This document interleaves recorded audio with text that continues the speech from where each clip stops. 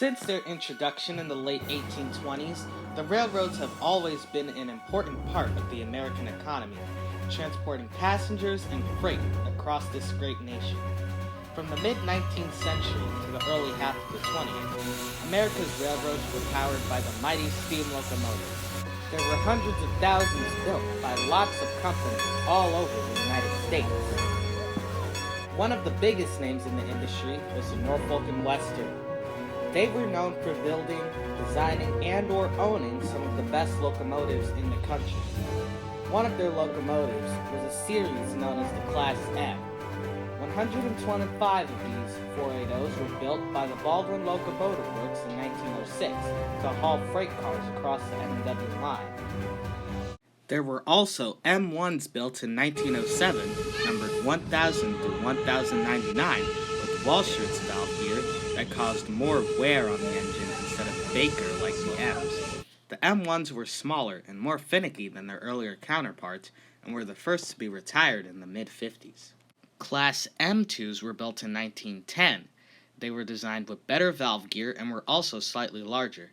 By the 1920s, however, all of the M's were sidelined to branch line service and unsuccessful experiments with switching duties after more powerful locomotives hit the scene.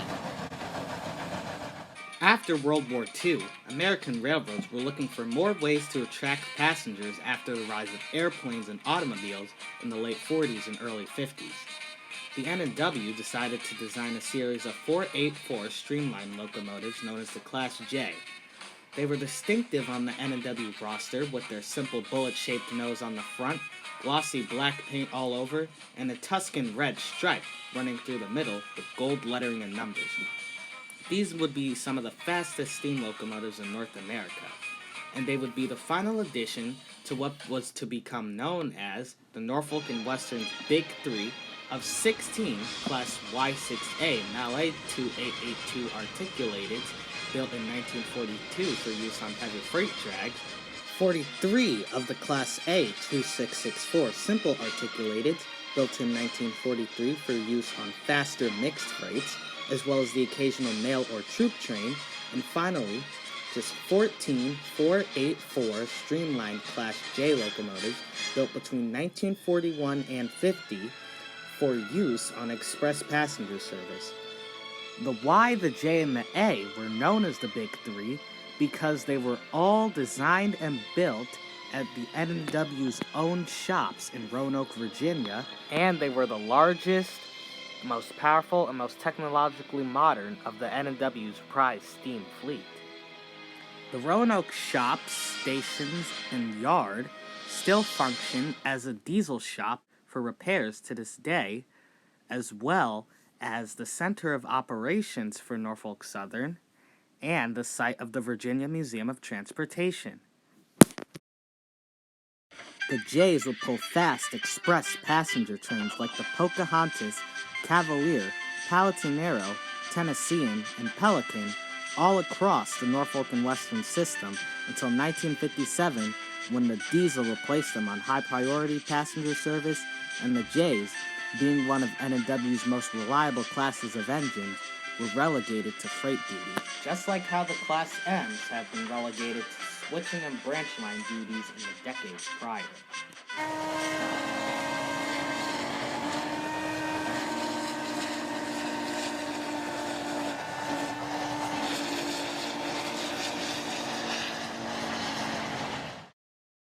The J's, M's, A's, Y's, the other N&W steam locomotives, and their crews would serve the road well and with pride until Norfolk and Western finally decided to retire all of their steam locomotives in 1960.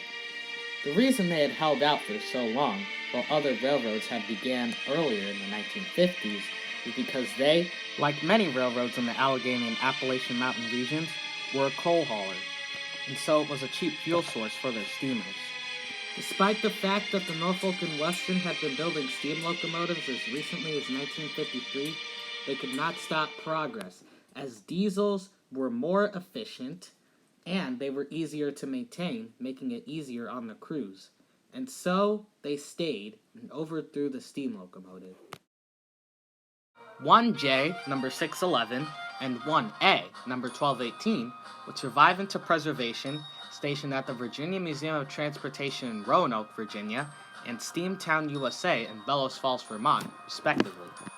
An American locomotive company, Richmond Shops, built Y3, based off the United States Railroad Administration design during World War I, number 2050, built in 1923, as well as Y6A from 42, number 2156, would survive at the Illinois Railway Museum in Union, Illinois, and the Museum of Transportation in St. Louis, Missouri. Finally, 1M class, built in 1906, number 475, was shipped around from a scrapyard to a few heritage lines in the East and Midwest before finding a permanent home at the Strasburg Railroad in Lancaster County, Pennsylvania in 1991. Another M of the 1907 reorder, number 433, has been on static display at the Virginia Creeper Trail and Park in Abingdon, Virginia since retirement, and received a cosmetic restoration and roof and fence in the early 2000s. Three M2 class locomotives numbered 1118, 1134, and 1115 rusted away at the Virginia Iron and Scrap Metal Yard until being rescued by preservationists in 2009. They were moved to the National Railway Historical Society's 9th Chapter facility, the Railroad Museum of Virginia in Portsmouth, Virginia, and the VMT in Roanoke, respectively.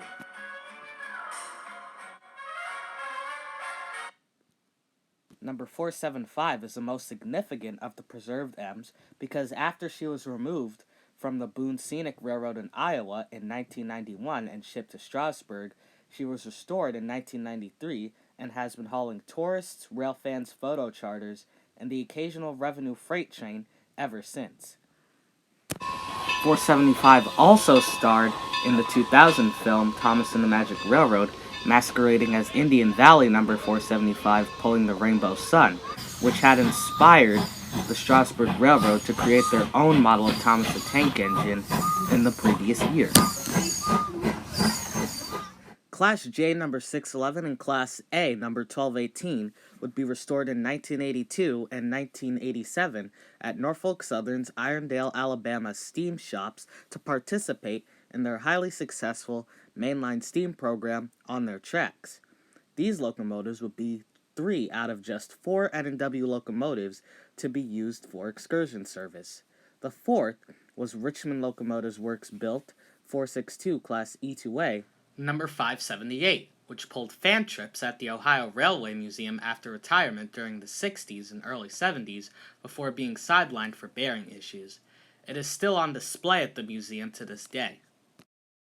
Now back to the Class J and A. The two will participate in fall colors trips, weekend excursions, and double headers with each other, as well as the likes of Nickel Plate Road 284 number 765 and 282 number 587, Louisville and Nashville 462 number 152, and Frisco 482 number 1522, as well as triple heading with 587 and Southern Railway 282 number 4501.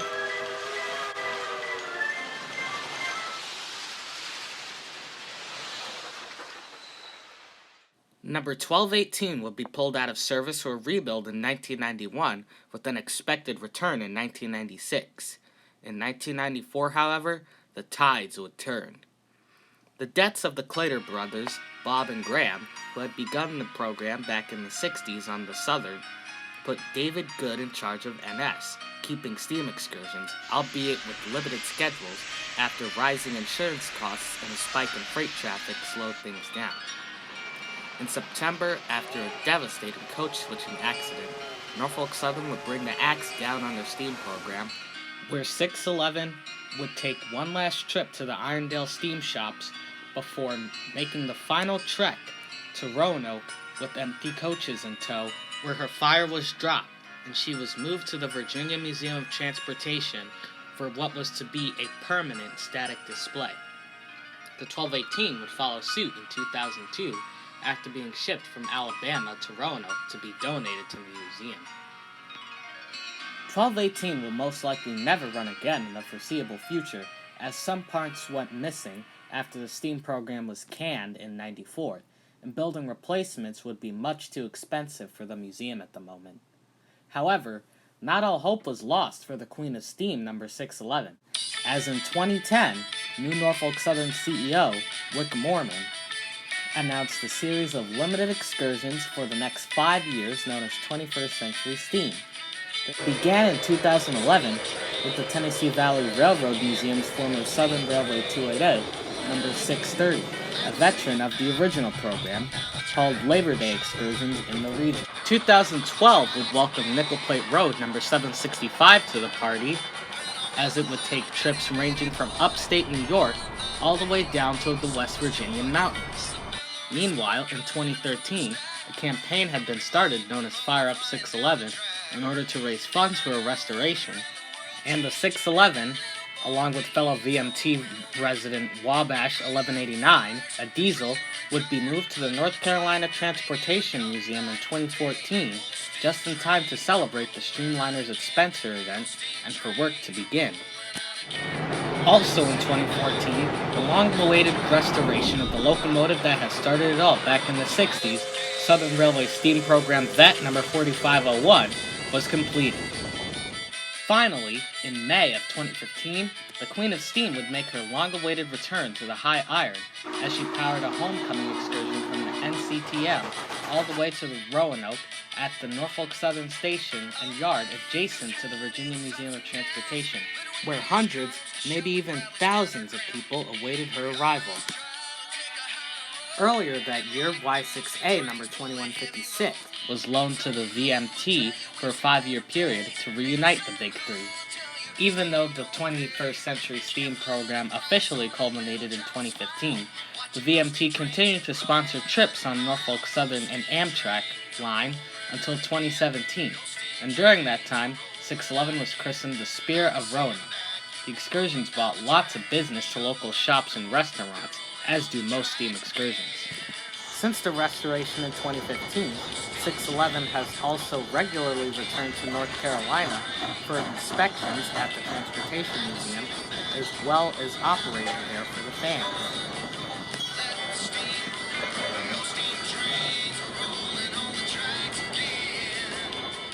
In 2018, trouble would strike the Class J once more when Amtrak banned charter trains and placed restrictions on private car movements, and coaches such as dome cars, observation cars, and lounge and dining cars often come from private owners on trips across state lines.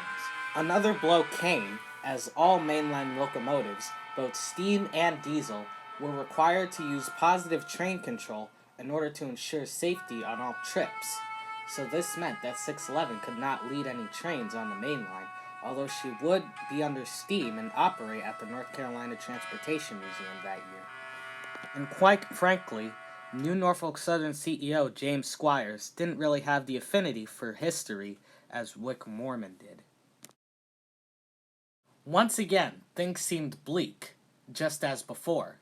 But not all hope seemed lost, as in March of 2019, the Strasburg Railroad and the Virginia Museum of Transportation announced that 611 would be traveling to Pennsylvania Amish country for 5 weeks to meet the only other operating N&W steamer, Strasburg's own number 475, which had been in the shops for a rebuild since 2018. On August 16, 2019, the 611 would be fired up and arise from her slumber once more, as fans gathered to say their goodbyes to the locomotive. Between August 20th and 22nd, 611 would be led by Norfolk Southern diesels while under steam, whistling past crowds from Roanoke to Lancaster, while Strasburg crews worked hard to get 475 ready in time. Despite suffering some delays, 611 would finally arrive at the Strasburg Railroad's terminus in Paradise, Pennsylvania, where resident 1910 built 260X Canadian National number 89 would couple onto the back of the train once the diesels left, and 89 had dropped off the last excursion of the day from East Strasburg. From there, the two locomotives would traverse the 4.5-mile route slowly but carefully at about 10 to 15 miles per hour in order to make sure that 611 could get there safely. Finally, the 611's Hancock 3 chime rang out as a crowd gathered to see 611 take the final leg of its trip past the Red Caboose Motel near Fairview Crossing, the last one before reaching Strasburg's yard. 611 would encounter some problems with the low-hanging water tower chain at the station before being put in a shed for inspection where her new home would be for the next 2 months. On September 26th, both 475 and 611 would be rolled out of the shops and fired up for the upcoming events.